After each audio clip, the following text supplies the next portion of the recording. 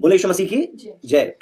हम लोग पिछले हफ्ते बात कर रहे थे जहां पर मैंने आपसे इस बात को बोला था कि एक lifestyle of humility and love, यानी कि प्रभु के प्रेम पर विश्वास करते हुए और एक नम्रता का जीवन हमें जीना है, एक लाइफस्टाइल को अपनाना है। और परमेश्वर का वचन जो है लगातार इस हफ्ते लाइफस्टाइल के बारे में बात करता रहा है। पिछले संडे को हमने लाइफस्टाइल के बारे में बात की, यानी कि जीवन जीने का हमारा तरीका नम्रता से भरा हो। और हमने इस एग्जाम्पल को देखा था कि मूसा, उसके विरोध में उसके भाई, उसके बहन मरियम और हारून ने बोला, और परमेश्वर ने मरियम को सजा भी दिया, दंड भी दिया, क्योंकि उसने अपने एक भाई के प्रति और साथ ही साथ में परमेश्वर के चुने हुए दास के विरोध में इस बात को बोला कि क्या परमेश्वर ने सिर्फ उसी के द्वारा बातें की है। और क्योंकि उसने उसके परमेश्वर का जो अभिषेक उसके ऊपर था, उसके ऊपर उंगली उठाई थी, इस कारण उसको दंड मिला। और हमने इस बात को सीखा कि हमें अपने किसी भी भाई या बहन के विरोध में कोई बात बोलने की जरूरत नहीं है। यदि हम अपने किसी भाई बहन को गिरते हुए भी देखें तो हम उसके लिए प्रार्थना करें, हम उसको खड़ा करें और अपने आप को हम नम्र और दीन बनाएं, क्योंकि हमने देखा कि नम्रता और दीनता के बिना घमंड जीवन में काम करता है। जिस प्रकार से लूसीफर के जीवन में घमंड आया और वो स्वर्ग के राज्य से निकाल दिया गया। और जब आदमी में नम्रता की कमी हो जाती है तो वो परमेश्वर के प्रेम पर भी सवाल करने लगता है, परमेश्वर के चुने हुए दास के ऊपर या परमेश्वर की चुनी हुई प्रजा के ऊपर भी उंगली उठाने लगता है।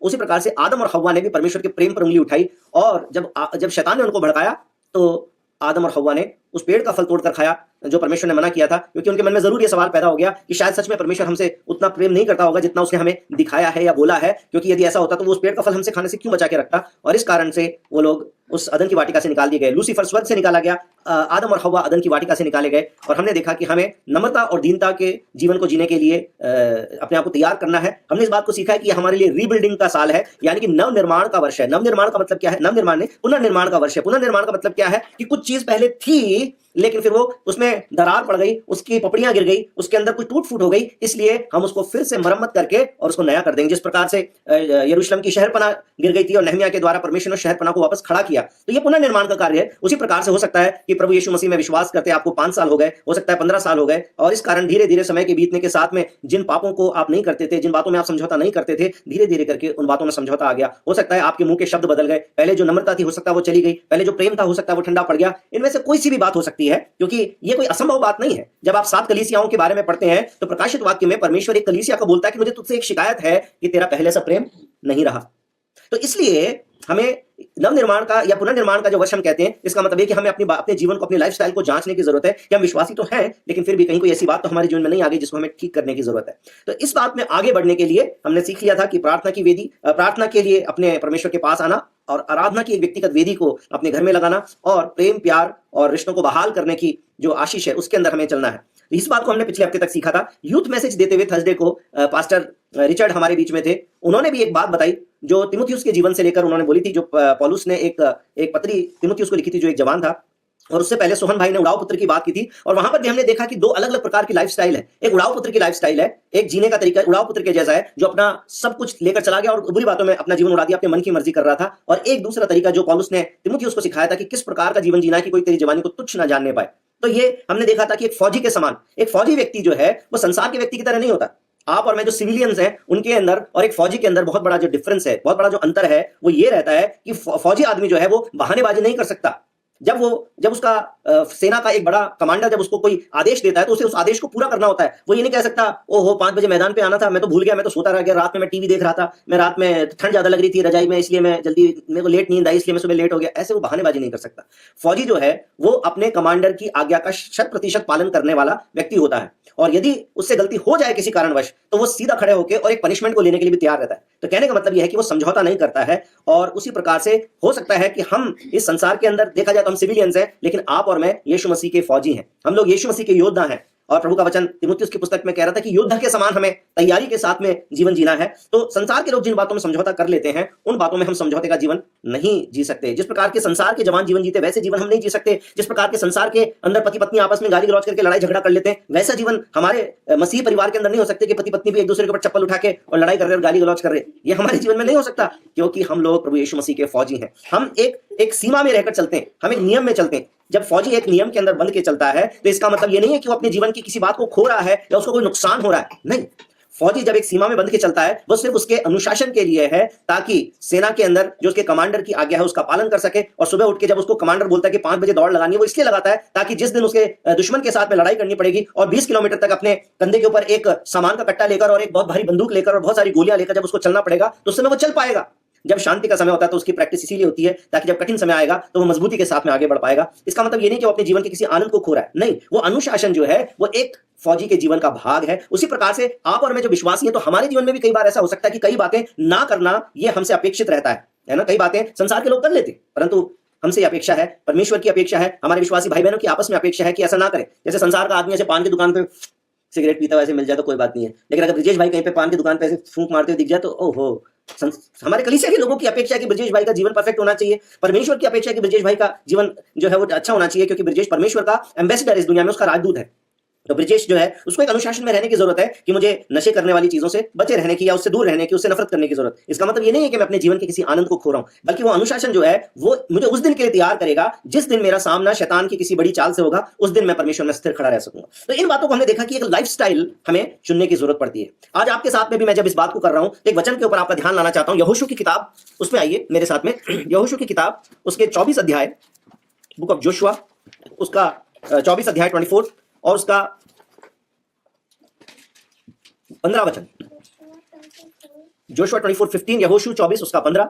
इस प्रकार लिखा हुआ है, और यदि यहोवा की सेवा करनी तुम्हें बुरी लगे तो आज चुन लो कि तुम किसकी सेवा करोगे। आज का जो वचन है इसका टाइटल ही है कि चुन लो, चुन लो। यहां पर लिखा हुआ है कि यदि यहोवा की सेवा करनी तुम्हें बुरी लगे तो आज चुन लो कि तुम किसकी सेवा करोगे, चाहे उन देवताओं की जिनकी सेवा तुम्हारे पुरखा महानद के उस पार करते थे, और चाहे एमोरियों के देवताओं की सेवा करो जिनके देश में तुम रहते हो, परंतु मैं तो अपने घराने समेत यहोवा ही की सेवा नित करूंगा। चुन लो, परमेश्वर का वचन आज आपसे मुझसे कह रहा है कि 2021 में तुम आगे बढ़ना चाहते हो तो आज चुन लो कि कौन सा लाइफस्टाइल तुम बिताओगे। इस संसार के जैसा जीवन जियोगे या परमेश्वर के जैसा जीवन जियोगे। तुम शैतान की बातों में मन लगाओगे, तुम शरीर की बातों में मन लगाओगे, या तुम अपने परमेश्वर की बातों में मन लगाओगे। तुम अपने मन की मर्जी करोगे या परमेश्वर की मर्जी करोगे। आज चुन लो। बाइबल के अंदर बहुत सारी जगह पर ये दो कंट्रास्ट आते हैं। जैसे यहां पर यहोशू की पुस्तक में एक कंट्रास्ट है, वो कह रहा है कि चुन लो, किस में से चुन लो। एक इस प्रकार का तरीका है, एक इस प्रकार का तरीका है। एक कहता है कि एमोरियों के देवताओं को चुन लो, तुम चुन लो कि तुम देवताओं की सेवा करोगे या तुम यहोवा की सेवा करोगे। तुम चुन लो, इन दो में से तुम एक को चुन लो। आज मेरे साथ में कल्पना करिए थोड़ी देर के लिए, दो व्यक्तियों की कल्पना करिए। उनका नाम मैं रख देता हूं ए और बी। आप चाहते तो उसका नाम राम और श्याम रख सकते थे, लेकिन फिर बाद में हमारे बीच में कोई राम नाम का भाई होता तो फिर उसको बुरा लग जाता कि मेरा नाम गड़बड़ कर दिया इन्होंने, तो इसलिए मैं राम और श्याम ना रख के और मैं उनका नाम रख रहा हूं ए और बी। अब ए और बी दो तरह के व्यक्ति हैं। इसका जो चरित्र है वो कैसा है कि ए जो है वो अपने मन की इच्छाओं को पूर्ति करता रहता है, यानी कि उसकी शरीर की जो अभिलाषाएं हैं उनकी पूर्ति करता है। लेकिन बी जो है वो अपने आत्मा के अनुसार, यानी परमेश्वर का जो आत्मा उसके अंदर है उस आत्मा के चलाए चलता है। एक अपने शरीर के चलाए चल रहा है, ए अपने शरीर के चलाए चलता है, बी परमेश्वर के आत्मा के चलाए चलता है। एक अपने मन की मर्जी करता है, जो उसको अच्छा लगता है, जिसमें उसको आनंद आता है, जिसमें उसको प्लेजर मिलता है, चाहे वो शरीर का आनंद हो, चाहे वो खाने पीने का आनंद हो, चाहे वो कोई सा भी आनंद हो, लेकिन वो अपने मन की इच्छा करता है, अपने शरीर की इच्छा को करता है। लेकिन दूसरा जो है वो अपने इच्छा का इनकार करता है। उसका जब मन करता है कि मैं ऐसा कर लूं, जवानी के समय में लड़की, दूसरा दोस्त बोलता है कि लड़की का एक वीडियो है मेरे पास में, देखेगा, तो फिर वो बोलता है नहीं मैं नहीं देखूंगा क्योंकि मेरा यीशु मसीह इस बात को पसंद नहीं करता। ऑफिस के अंदर बोलता है अरे सब लेते तू भी ले ले, उसमें कौन सी बड़ी बात है, लेकिन वो बोलता है कि नहीं मैं नहीं लूंगा क्योंकि मेरे परमेश्वर को रिश्वत भाती नहीं है, मेरा परमेश्वर इस बात को पसंद नहीं करता। कहने का मतलब है एक अपने मन की चाहत से चलता है, एक बी जो है वो बी अपने मन की इच्छाओं का तिरस्कार करके, त्याग करके एक जीवन को जीता है। एक जो है ए अपने आप का कभी भी इनकार नहीं करता। कहने का मतलब क्या है, जैसे पेट तो भरा हुआ है लेकिन सामने समोसे की दुकान आ गई, ओहो ओम स्वीट्स आ गई, खुशबू आ रही है समोसे की, तो अभी क्या करें, समोसे ले ही लो क्योंकि ये समोसे की दुकान तो आई गई है। तो पेट में भूख नहीं है, परंतु क्योंकि वो समोसे की दुकान आ गई जिसका समोसा फेमस है, अच्छा लगता है, तो चलो ले ही लो। तो फिर आपको लगेगा इसमें कौन सा पाप हो गया भैया, लेकिन यहां पर हम अपने शरीर की अभिलाषा को, अपने मन की इच्छा को पूरा करने वाले लोग बन। ईशांशी को बड़ी हंसी आ रही है, लेकिन हम लोग फिर भी आगे बढ़ते जाएंगे। और दूसरा व्यक्ति जो है बी, वो जब तक उसको भूख नहीं है तब तक वो खाने के लिए मना कर देता है। ये बड़ी छोटी सी बात है, लेकिन एक ऐसा व्यक्ति है जो हर समय अपने शरीर की इच्छा के लिए नहीं जीता है, परंतु वो अपने आप का इनकार भी कर देता है। एक ऐसा है जो कॉम्प्रोमाइजेस कर लेता है, समझौता कर लेता है। पुलिस वाले पहले तो फोन पे बात करते करते गाड़ी चला रहे थे ऐसे करके, और सामने पुलिस वाला आके, पुलिस वाले ने बोला साइड में ले लो इधर, अरे भाई साहब मैं तो इधर ही जा रहा था, पास में जा रहा था मैं तो, हाँ भैया पास में जा रहे थे, दूध लेने जा रहे थे, कोई बात नहीं, लेकिन तो इधर आ जाओ। दूध वाले को तो पता नहीं है ना, किसी गाड़ी से टक्कर होगी तो उसको तो नहीं पता ना कि तुम दूध लेने जा रहे थे, इधर साइड में आ जाओ, तुम तो फोन पे बात करते जा रहे। फिर क्या बोलता है, भाई साहब ये समझो थोड़ा सा, ये मेरे भाई इतना ही है, ये आप रखो, जान दो, पास में जा रहा था मैं तो। समझौता कर लेते हैं क्योंकि पहले जानबूझकर कानून तोड़ते हैं, उसके बाद सोचते हैं कि अब इस ज्यादा महंगी सजा से बचने के लिए हम एक छोटी सी कॉम्प्रोमाइज कर लें। और एक दूसरी तरफ व्यक्ति है जो जब उसको फोन कॉल आ जाती है गाड़ी चलाते वक्त, तो या तो गाड़ी को रोक लेता है और या फिर उस फोन कॉल को मिस हो जाने देता है, जहां पर आगे उसको मौका मिलता है वहां गाड़ी रोक के। अब आप बोलेंगे इतनी छोटी सी बात में क्या हो गया, लेकिन प्रभु यीशु मसीह का विश्वासी, यानी कि जैसे ये बी नाम का व्यक्ति है, ये हर बात में कानून की पालना करता है ताकि कोई भी उसके चरित्र पर उंगली ना उठा सके, कोई भी उसके बारे में नेगेटिव ना बोल सके। ये उसका चरित्र, ये उसका जीवन है। अब ए और बी, ये दो तरह के जीवन जब आपको दिखाई देते हैं, ऑब्वियसली यदि मैं आपसे पूछूंगा कि इनके अंदर से कौन सा व्यक्ति तो दुष्ट है और कौन सा व्यक्ति धर्मी है, कौन सा तो अपवित्र है और कौन सा पवित्र है, कौन सा तो अविश्वासी और कौन सा तो विश्वासी है, तो बड़ी जल्दी से आप अपनी उंगली उठा के बता देंगे कि ये जो बी है ये तो परमेश्वर का जन है, और ये जो बात नहीं करिए प्लीज आपस में, और ये जो ए है ये तो जरूर दुष्ट व्यक्ति, ये तो अविश्वासी व्यक्ति है, ये तो संसारिक व्यक्ति है, इस प्रकार से। लेकिन मैं आपको ये बात बोलना चाहता हूं कि कभी कभी ये दोनों तस्वीरें जो है ये विश्वासियों की ही हो सकती है। थोड़ी देर के लिए विचार करके देखिए, मैंने जो जो एग्जांपल दिए, क्या इन्हीं एग्जांपल्स के अंदर कहीं ना कहीं आप कभी कभी नहीं फंसे? क्या आपने कभी समझौता नहीं किया? क्या आपने कभी भी एक विश्वासी होते हुए भी कभी रिश्वत नहीं दी? क्या आपने पुलिस वाले के सामने हाथाजोड़ी नहीं करी? क्या आपने ऐसे कान के नीचे दबा के गाड़ी नहीं चलाई? या आपके पास में 4 पहिए की गाड़ी है तो गाड़ी चलाते हुए क्या आपने फोन पर ऐसे कान में लीड लगा के आराम से फोन पर बात नहीं की? सोच के देखिए, क्या कभी कभी विश्वासी होते हुए भी आपने झूठ बोला या नहीं बोला? पेट भरा हुआ था लेकिन फिर भी आपने समोसा खाया कि नहीं खाया? सवाल यही है। हम कई बार सोचते हैं कि बहुत ही क्लियर डिस्टिंक्शन है पापी और पवित्र इंसान में, अधर्मी और धर्मी में, लेकिन मैंने ऐसा पाया है कि कभी कभी ऐसा हो सकता है कि इतना क्लियर डिस्टिंक्शन ना हो, जबकि बाइबल के अंदर है। आज सुबह हम लोग भजन संहिता पढ़ रहे थे, भजन संहिता 1। यदि आप मेरे साथ में भजन संहिता को निकालेंगे, भजन संहिता 1, तो बड़ा बहुत ही क्लियर डिस्टिंक्शन है। डिस्टिंक्शन का मतलब है दोनों के अंदर बड़ा साफ साफ अंतर किया जा सकता है। वहां पर एक धन्य व्यक्ति है बी, धन्य व्यक्ति, और एक दुष्ट व्यक्ति है ए। जैसे हमने अभी अभी सोचा कि ये ए तो दुष्ट है और बी तो धर्मी है, तो साफ साफ लिखा है कि क्या ही धन्य है वह पुरुष जो दुष्टों की युक्ति पर नहीं चलता, न पापियों के मार्ग में खड़ा होता है, न ठट्ठा करने वालों की मंडली में बैठता है। साफ साफ लिखा है कि ये तो धर्मी व्यक्ति है। धर्मी व्यक्ति के बारे में आगे लिखा है, परंतु वह तो यहोवा की व्यवस्था से प्रसन्न रहता है। इसी का उल्टा पढ़ते जाइए कि क्या ही दुष्ट है वह पुरुष जो धर्मियों की युक्ति पर तो चलता नहीं हो, तो दुष्टों की युक्ति पर चलता है, पापियों के मार्ग में खड़ा होता है और ठट्ठा करने वालों की मंडली में बैठता है। वो दुष्ट व्यक्ति बन जाएगा। यहोवा की व्यवस्था से तो प्रसन्नता उसको होती नहीं है, उसको नींद आती है। यहोवा की व्यवस्था की बात होती है उसको नींद आने लग जाती है, और उसकी व्यवस्था पर रात दिन ध्यान करता है धर्मी व्यक्ति। और अधर्मी क्या करेगा? नहीं करता। सिंपल सी बात है। वह उस वृक्ष के समान है जो बहती नालियों के किनारे लगाया गया, अपनी ऋतु में फलता है, जिसके पत्ते कभी मुरझाते नहीं। ये धर्मी व्यक्ति के बारे में लिखी है कि उसको यह आशीष है कि उसके सब काम सफल हो जाते हैं, जो भी कुछ वो करता है वो सफल हो जाता है। और उसके बाद में दुष्ट के बारे में, दुष्ट का रिजल्ट क्या होता है वो भी लिखा है कि दुष्ट लोग ऐसे नहीं होते, बस भूसी के समान होते हैं जो पवन से उड़ाई जाती है। उनके कोई, जैसे अपन हिंदी में बोलते हैं बेपंदे को लोटा, ऐसे हो जाता है, वो इधर का उधर लुढ़कता रहता है। और इस कारण दुष्ट लोग अदालत में स्थिर न रह सकेंगे, न पापी धर्मियों की मंडली में ठहरेंगे। अब मेरी बात सुनिए, हमें इस वचन को पढ़ने से लगता है कि एक तो है जो अधर्मी है, उसका तो हो गया काम, और एक है धर्मी, तो वो तो मैं ही हूं। लेकिन आज मैं आपको बताना चाहता हूं कि कभी भी ऐसे ब्लैक एंड व्हाइट नहीं रहता। परमेश्वर की नजर में तो ब्लैक एंड व्हाइट है। परमेश्वर तो जानता है कि कौन अधर्मी है और कौन धर्मी है। लेकिन इस संसार में रहते हुए आप और मैं, शरीर, प्राण और आत्मा से जो बने हुए लोग हैं, उनके अंदर आत्मा की और शरीर की लड़ाई रोज चलती रहती है। और इसलिए कई बार हम उन बातों में समझौता कर बैठते हैं जो परमेश्वर की दृष्टि में दुष्टता की बात कहलाती है, उन कामों को भी हम कर बैठते हैं। सो मैंने इस बात के लिए लिखा कि इवन बिलीवर्स में फॉल इन सच थिंग्स। और मैं आपको बताऊं कि शैतान जो है, हम सोचते हैं कि शैतान हमेशा परीक्षा करना चाहता है, हम सोचते हैं कि शैतान पाप में गिराना चाहता है, लेकिन शैतान हमेशा पाप में नहीं गिराना चाहता है।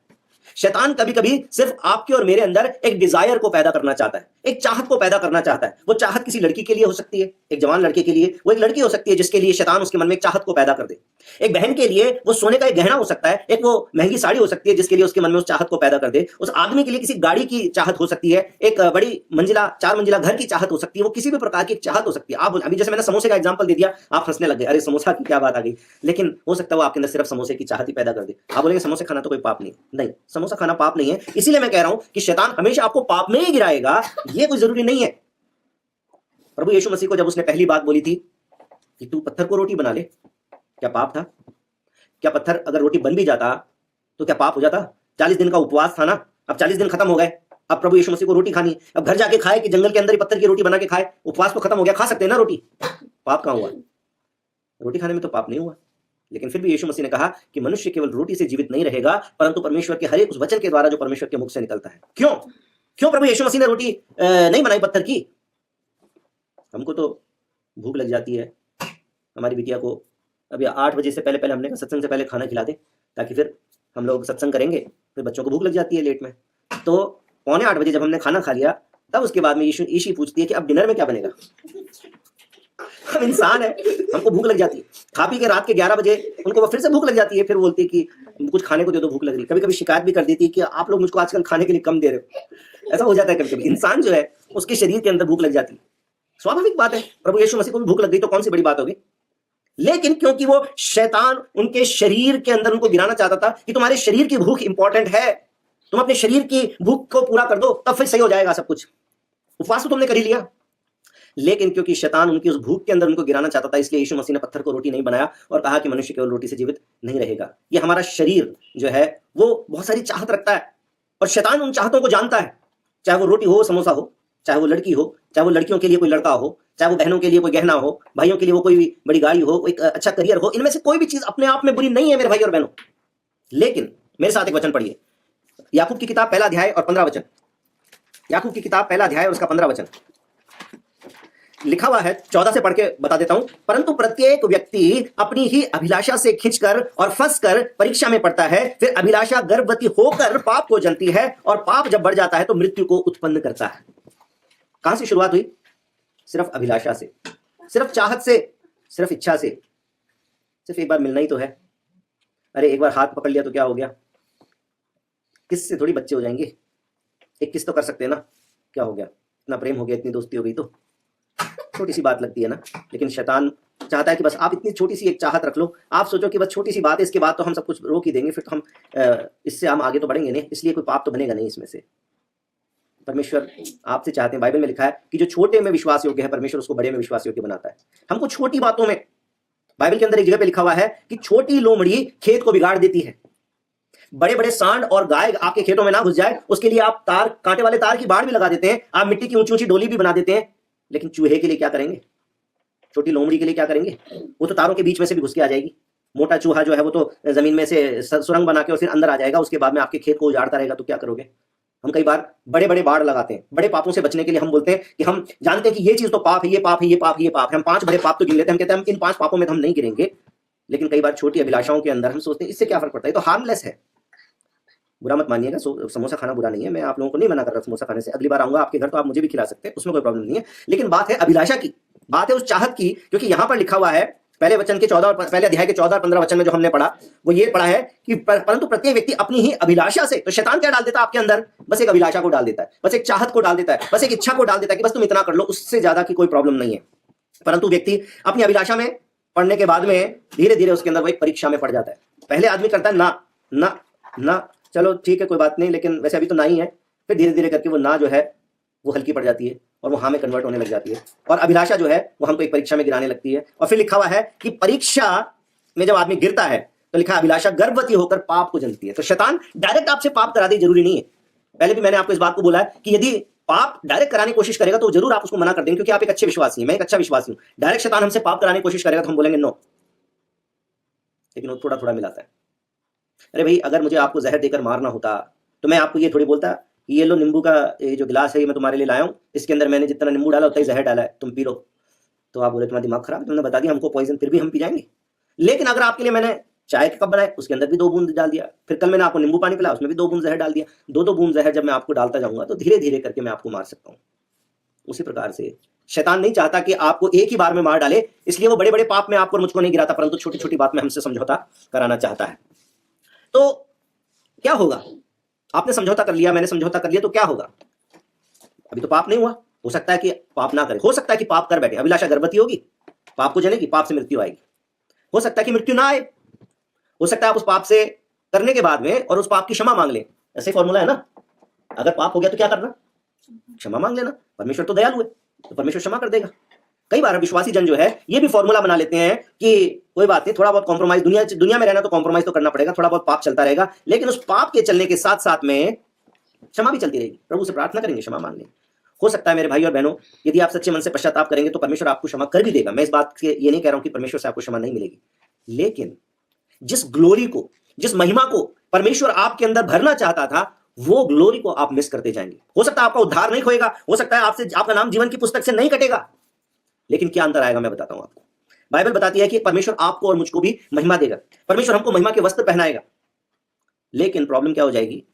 प्रॉब्लम ये हो जाएगी कि मैंने बताया ना ए और बी, आप तो सोच रहे थे एक तो दुष्ट एक तो धर्मी है, लेकिन मैंने बोल दिया नहीं, विश्वासियों के अंदर भी एक बी टाइप का विश्वासी भी और एक ए टाइप का विश्वासी भी है। क्योंकि बी जो है समझौता नहीं कर रहा, अपना क्रूस उठाकर अपने आप का इनकार करके प्रभु के पीछे चल रहा है, और ए टाइप का विश्वासी अपने मन की मर्जी भी कर रहा है और परमेश्वर का वचन भी पढ़ रहा है, प्रार्थना भी कर रहा है, परंतु पाप करने के बाद में सॉरी बोल रहा है, और इस प्रकार से बार बार में पाप करता जा रहा है, बार बार में सॉरी बोलता जा रहा है, इस प्रकार का एक जीवन जी रहा है। क्या होगा? हो सकता है कि दोनों स्वर्ग में प्रवेश कर जाएं। यदि ए ने भी सच्चे मन से पश्चाताप किया तो पाप क्षमा हो जाएंगे। हो सकता है कि दोनों स्वर्ग में प्रवेश करेंगे। लेकिन डिफरेंस कहां पे आएगा मैं आपको बताता हूं। बी का बल्ब जो है वो 2000 वाट के बल्ब की तरह चमकता रहेगा और ए का जो है वो 2 वाट के बल्ब की तरह चमकेगा। देखा आपने कभी 2 वाट का बल्ब? पहले तो आते नहीं थे, हम 0 वाट का बोलते थे, वो भी 5 वाट का होता था। वो कई बार लोगों के बाथरूम में लगा रहता था, गांव में टॉयलेट में। बस जरा सी रोशनी हो जाए कि बस वहां पर गंदगी में वैसे भी देखना तो क्या ही है, तो बस इतना सा डब्बा दिख जाए, बस इतनी रोशनी रखते थे। पहले 5 वाट का बल्ब लगाते थे, बोलते थे 0 वाट का। लेकिन आजकल जो है वो छोटे बल्ब आने लग गए जो एलईडी बल्ब है, उसके अंदर 2 वाट भी आपको मिल जाएगा, 0.5 भी मिल जाता है। तो अभी सोचो 2 वाट का बल्ब कितनी रोशनी करेगा, और इसी की जगह पे एक 2000 वाट का एक एलईडी बल्ब लगाए तो कितनी रोशनी करेगा। ये जो परमेश्वर की महिमा का अंतर है ना, ये अंतर हमारे अंदर आ जाएगा। विश्वासी तो दोनों ही रहेंगे, उद्धार तो दोनों का हो जाएगा, लेकिन जब परमेश्वर के स्वर्ग राज्य में प्रवेश करेंगे तो एक 2000 वाट के साथ चमकेगा। परमेश्वर की महिमा का धन जो है वो उसके पास होगा, उसने स्वर्ग में बहुत सारा धन इकट्ठा किया होगा, 2000 वाट का बल्ब चमकेगा। और ये जो दूसरा है, ये बाथरूम के लट्टू की जैसे थोड़ा थोड़ा चमकता हुआ प्रवेश करेगा, बस ऐसे टिक टिक टिक, बस रास्ता ही ढूंढ पाएगा, स्वर्ग के अंदर बस रहने की जगह मिल जाएगी। बाइबल में लिखा हुआ, मैं नहीं कह रहा, लिखा है कि परमेश्वर जब हमारे कामों को जांचेगा तो जिसने सोने का रद्दा लगाया होगा वो तो आराम से प्रवेश करेगा, जिसने फूस का रद्दा लगाया होगा उसका सारा काम जो है वहीं जल जाएगा। लिखा है लेकिन वो प्रवेश तो कर जाएगा स्वर्ग में, लेकिन ऐसे प्रवेश करेगा जैसे तो आग से बच के बस किसी प्रकार से वो आ गया है, जले हुए का झुलसे का निशान लेकर। समझ रहे हैं ना? 2 वाट का बल्ब, 2000 वाट का बल्ब। कौन से विश्वासी चुन लो, 2000 का बनना है कि 2 वाट का बनना है, आप चुन लो। परमेश्वर का वचन कहता है कॉम्प्रोमाइज करके जीवन जीना है, अपने मन की मर्जी करते हुए जीना है, पाप भी कर लेना है, चाहतों का भी सम्मान करते रहना है और क्षमा भी मांगते रहना है। पहुंच तो जाएंगे शायद, लेकिन 2 वाट के बल्ब की जैसे। या फिर चुन लो कि आप कैसे जीवन जियोगे, अपने आप का इनकार करते हुए, परमेश्वर से प्रेम करते हुए, अपने बैरियों को माफ करते हुए, जिनसे गलती हो गई, जिनके साथ में जिन्होंने आपके विरोध में कुछ किया उनको क्षमा करते हुए, और आपने गलती की तो क्षमा मांगकर अपना प्रेम दिखाते हुए, अपने घर में अपने प्रार्थना की वेदी रखते हुए, अपने घर में आराधना की वेदी रखते हुए, अपने जीवन को प्रभु के वचन के अनुसार ढालते हुए, प्रभु के आगमन का इंतजार करते हुए, 2000 वाट के बल्ब की तरह आज मरे या कल मरे, जब भी जाएंगे प्रभु के भवन में, जब जाएंगे तो 2000 वाट के बल्ब की तरह चमकेंगे। चुन लो। आपको बताऊं, वचन को, आज के वचन को समाप्त करने से पहले इस बात को ऐसे समझिए जैसे हमारे दिल में बहुत सारे कमरे हैं, उन कमरों के नाम है। आप गए होंगे ना, किसी किसी अच्छे हॉस्टल में जाते हैं तो वहां पर कमरों के नाम होते हैं, और कहीं पे आप अच्छे इंस्टीट्यूशन में जाते हैं तो जो ब्रिलियंट बच्चे होते हैं या फिर उनके नाम पे रख देते हैं, या फिर कोई महानुभूतियां होती हैं उनके ऊपर नाम रख देते हैं। उसी प्रकार से मैंने इन कमरों के नाम रख दिए। हमारे दिल में ये बहुत सारे अलग अलग कमरे में, एक है शौक, शौक का कमरा, जिसको इंग्लिश में आप पैशन कह लीजिए। किस चीज का पैशन है, किस चीज का शौक है, शौक का कमरा है। एक मैंने बोला गर्व का कमरा है, गर्व का कमरा। एक है चाहत का कमरा, एक है प्यार का कमरा, एक है ध्येय का कमरा। ऐसे बहुत सारे कमरे हो सकते हैं। वो सारी बातें जिनके द्वारा हम इस संसार में जीवन बिताते हैं, वही सारी बातों को एक एक कमरे का नाम दे दीजिए। अब हर एक कमरे के अंदर या तो परमेश्वर जो चाहते वो हो सकता है, या शैतान जो चाहते हैं, शरीर जो चाहता है वो हो सकता है। जो आपके शौक का कमरा है, आपके पैशन का कमरा है, उसके अंदर या तो संसार के पैशन हो सकते हैं, फोटोग्राफी मेरा पैशन है, फैशन ही मेरा पैशन है, लिपस्टिक और ये क्या बोलते हैं उसको, मेकअप, ये मेरा पैशन है। कोई भी पैशन हो सकता है। करियर मेरा पैशन है, स्पोर्ट्स मेरा पैशन है, पतंग उड़ाना मेरा पैशन है। कोई भी शौक हो सकता है। या तो आप एक संसारिक शौक, शरीर के द्वारा अपनाया गया शौक रख सकते हैं, या फिर उस शौक को परमेश्वर के हाथों में सौंप सकते हैं कि प्रभु मेरे शौक आपकी तरफ से आए। कौन सा पैशन है मेरा? मेरा पैशन है कि मैं बस किसी को सुसमाचार बता दूं, जब मैं जाके कुछ लिख दूं प्रभु के नाम के लिए। कोई ये शौक भी पाल सकता है, कोई ये शौक भी पाल सकता है। आपके दिल के उस कमरे में परमेश्वर को स्थान देंगे तो परमेश्वर की इच्छा का शौक बन जाएगा, संसार को देंगे तो संसार के हिसाब का शौक बन जाएगा।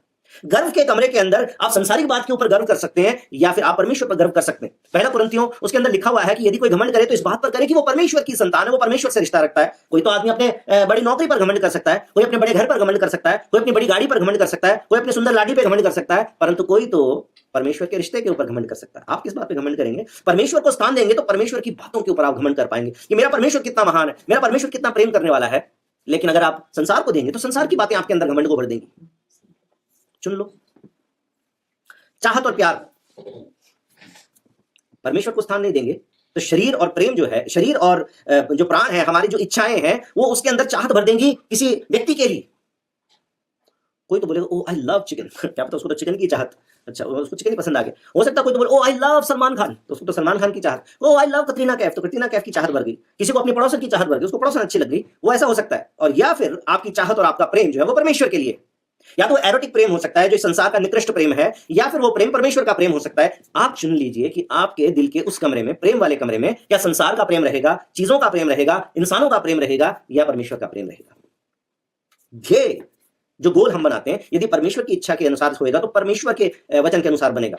तो फिर उस वचन, उसमें मत्ती की किताब आपसे बात करेगी कि पहले तुम परमेश्वर के राज्य और धर्म की खोज करो तो दुनिया की चीजें तुम्हें मिल जाएंगी। तो परमेश्वर का राज्य और धर्म आपका ध्येय बन जाएगा, आपका गोल बन जाएगा। लेकिन यदि आप शरीर को और शैतान को मौका देंगे तो संसार की चीजें आपका ध्येय बन जाएगी। मुझे ये पाना है, मुझे धन पाना है, मुझे गाड़ी लेनी, मुझे ये करना।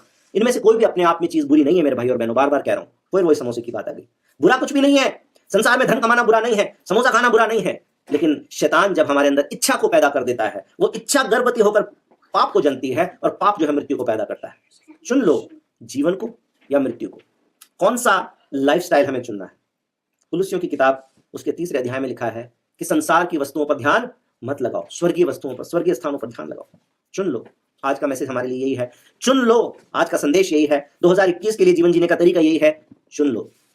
ए बनना है, ए भी बन सकते हैं, 2 वाट का बल्ब लेके प्रवेश करेंगे। बी बनना है, बन सकते हैं। ये आप और मैं ही बनेंगे, कोई अलग से स्पेशल नहीं आएगा, कोई पास्टर नहीं आएगा, कोई बिशप नहीं आएगा, कोई एक्स्ट्रा वरदान लेके नहीं आएगा। वो आप और मैं ही है जो 2000 वाट के बल्ब की तरह चमकते हुए स्वर्ग राज्य में प्रवेश करेंगे, 2 वाट के बल्ब की तरह टिमटिमाते हुए। ये आपके मेरे हाथ में है, चुनना हमको है। 2021 के लिए आप संसार की बातों को चुनेंगे या परमेश्वर की इच्छा को चुनेंगे? संसार के प्रेम को चुनेंगे, किसी लड़की के प्रेम को चुनेंगे, किसी लड़के के प्रेम को चुनेंगे, किसी वस्तु के प्रेम को चुनेंगे, या परमेश्वर के प्रेम को चुनेंगे? अपने मन की इच्छा को पूरा करेंगे या परमेश्वर की इच्छा को पूरा करेंगे? चुन लो। बोलो यीशु मसीह की जय।